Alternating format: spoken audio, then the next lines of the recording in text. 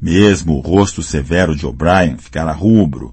Ele estava sentado muito ereto na cadeira. Seu peito vigoroso estufava e estremecia como se estivesse enfrentando uma vaga. A garota de cabelo escuro sentada atrás de Winston começara a gritar: "Porco, porco, porco!" E de repente apanhou um pesado dicionário de nova fala e arremessou-o contra a tela. O livro bateu no nariz de Goldenstein e despencou. A voz inexorável prosseguia. No momento de lucidez, Winston constatou estar berrando junto com os outros e percebeu que golpeava violentamente a trave de sua cadeira com os calcanhares. O mais horrível dos 2 minutos de ódio não era o fato de a pessoa ser obrigada a desempenhar um papel, mas de ser impossível manter-se à margem. Depois de 30 segundos já não era preciso fingir. Um êxtase horrendo de medo e sentimento de vingança, um desejo de matar, de torturar, de afundar rostos com uma marreta, parecia circular pela plateia inteira como uma corrente elétrica, transformando as pessoas, mesmo contra sua vontade, em malucos a berrar, rostos deformados pela fúria. Mesmo assim, a raiva que as pessoas sentiam era uma emoção abstrata, sem direção, que podia ser transferida de um objeto para o outro como a chama de um maçarico. Assim, em determinado instante, a fúria de Winston não estava nem um pouco voltada contra Goldenstein, mas, ao contrário, visava o grande irmão, o partido e a polícia das ideias. E nesses momentos seu coração se solidarizava com o herege solitário e ridicularizado que aparecia na tela, o único guardião da verdade e da saúde mental num mundo de mentiras. Isso não o impelia de, no instante seguinte, irmanar-se àqueles que o cercavam. Quando isso acontecia, tudo o que era dito a respeito de Goldenstein lhe parecia verdadeiro.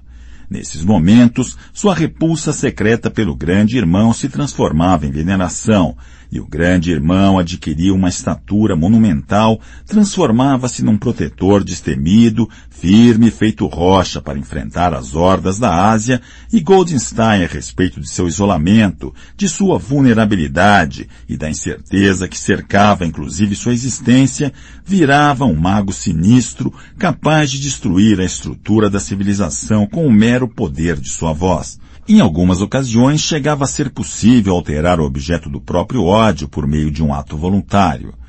De chofre, graças a um esforço violento como aquele a que recorremos para erguer a cabeça do travesseiro durante um pesadelo, Winston conseguia transferir seu ódio ao rosto que aparecia na tela para a garota de cabelo escuro sentada logo atrás. Alucinações vívidas, belas, passavam-lhe pela mente. Haveria de golpeá-la até a morte com um cacetete de borracha. Haveria de amarrá-la nua a uma estaca e depois alvejá-la com flechas como São Sebastião. Haveria de violentá-la e no momento do clímax cortaria sua garganta. De mais a mais, agora percebia mais claramente que antes porque a odiava. Odiava porque era jovem e bela e assexuada, porque queria ir para a cama com ela e nunca o faria, porque em torno de sua adorável cintura flexível que parecia lhe pedir que a envolvesse com o braço, havia apenas a odiosa faixa escarlate, símbolo agressivo de castidade. O ódio chegou ao clímax. A voz de Goldenstein se transformara efetivamente num balido de ovelha e por um instante seu rosto assumiu um semblante de ovelha.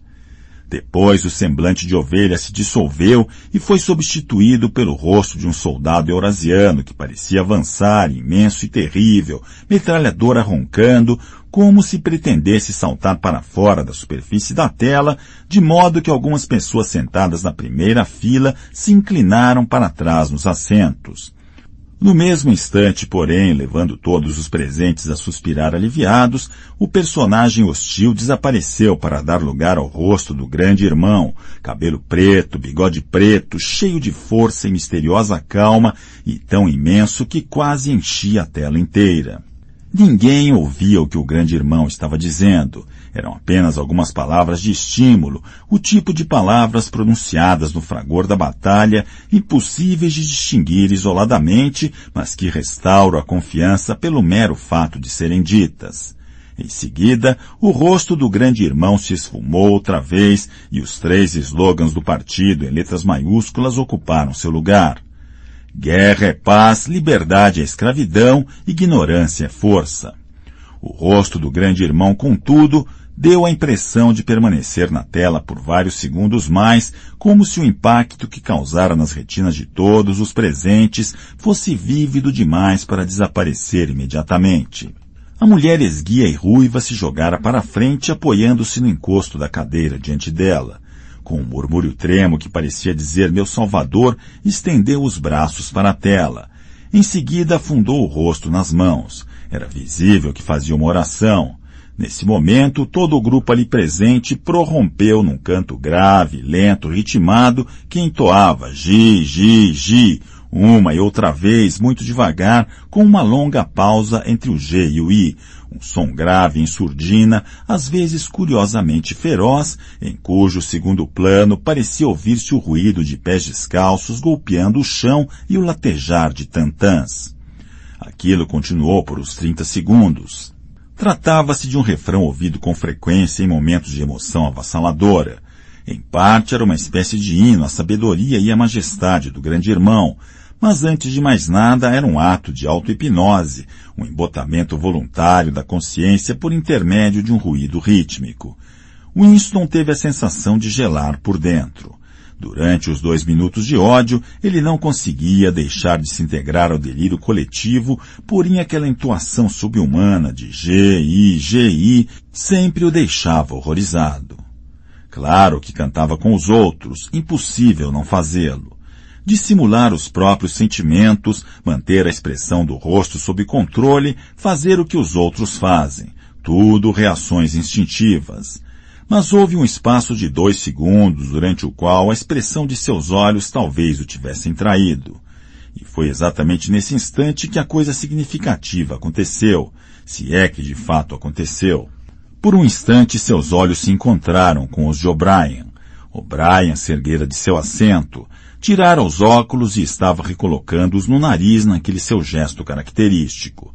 Mas houve uma fração de segundos em que os olhos dos dois se encontraram e enquanto isso acontecia, Winston compreendeu, sim, compreendeu, que O'Brien pensava o mesmo que ele.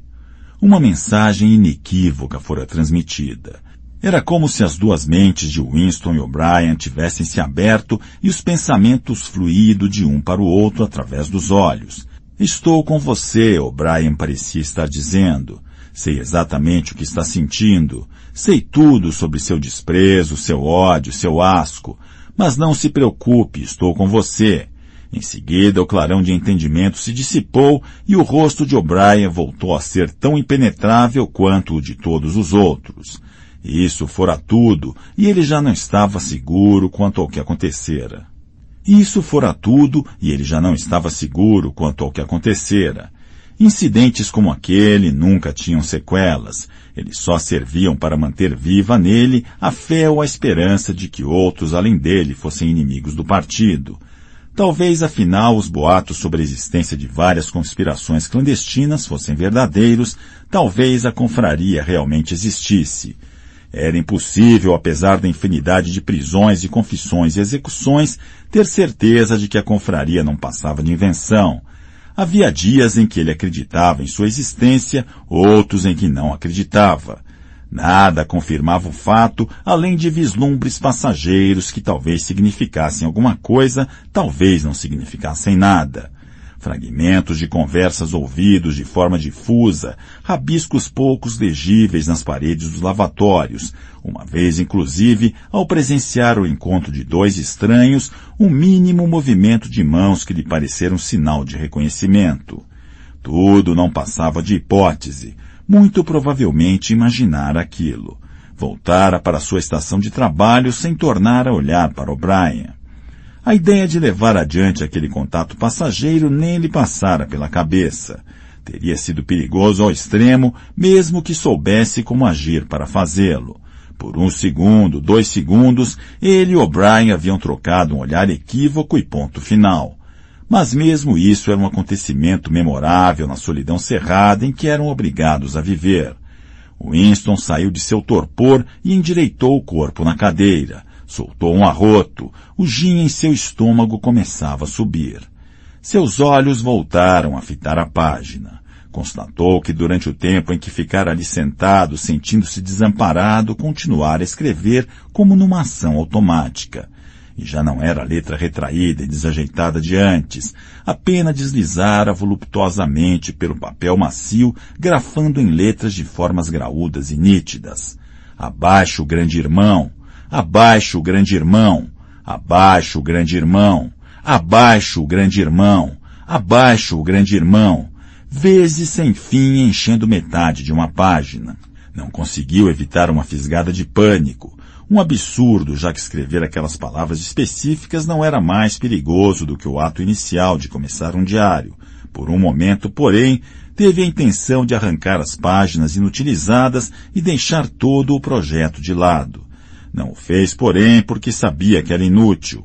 O fato de escrever ou deixar de escrever abaixo o grande irmão era irrelevante. Não fazia a menor diferença levar o diário adiante ou não. De toda maneira, a polícia das ideias haveria de apanhá-lo. Cometer e teria cometido, mesmo que jamais houvesse aproximado a pena do papel, o crime essencial que englobava todos os outros. Pensamento-crime, eles o chamavam. O pensamento-crime não era uma coisa que se pudesse disfarçar para sempre. Você até conseguia se esquivar durante algum tempo, às vezes durante anos, só que mais cedo ou mais tarde, com toda a certeza, eles o agarrariam.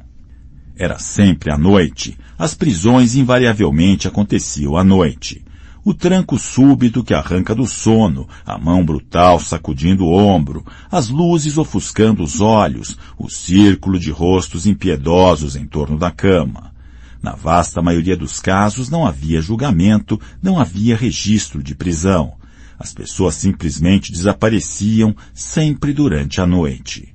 Seus nomes eram removidos dos arquivos, todas as menções a qualquer coisa que tivessem feito eram apagadas, suas existências anteriores eram negadas e em seguida esquecidas. Você era cancelado, aniquilado, vaporizado, esse o termo costumeiro. Por um momento, foi tomado por uma espécie de histeria. Começou a escrever em garranchos apressados e sem capricho. Vão me dar um tiro, não me incomodo. Vão me dar um tiro na nuca, não me incomodo. Abaixo o grande irmão, eles sempre atiram na nuca, não me incomodo. Abaixo o grande irmão. Recostou-se outra vez na cadeira, um pouco envergonhado de si mesmo, e largou a pena. No instante seguinte, estremeceu com violência. Alguém batia à porta. Já! Ficou ali sentado, imóvel feito um rato, na esperança inútil de que a pessoa junto à porta fosse embora depois da primeira tentativa. Mas não, bateram outra vez. O pior de tudo seria protelar. Seu coração batia como um tambor, porém seu rosto provavelmente estava desprovido de expressão, resultado de um longo hábito. Ergueu-se e se aproximou da porta arrastando os pés.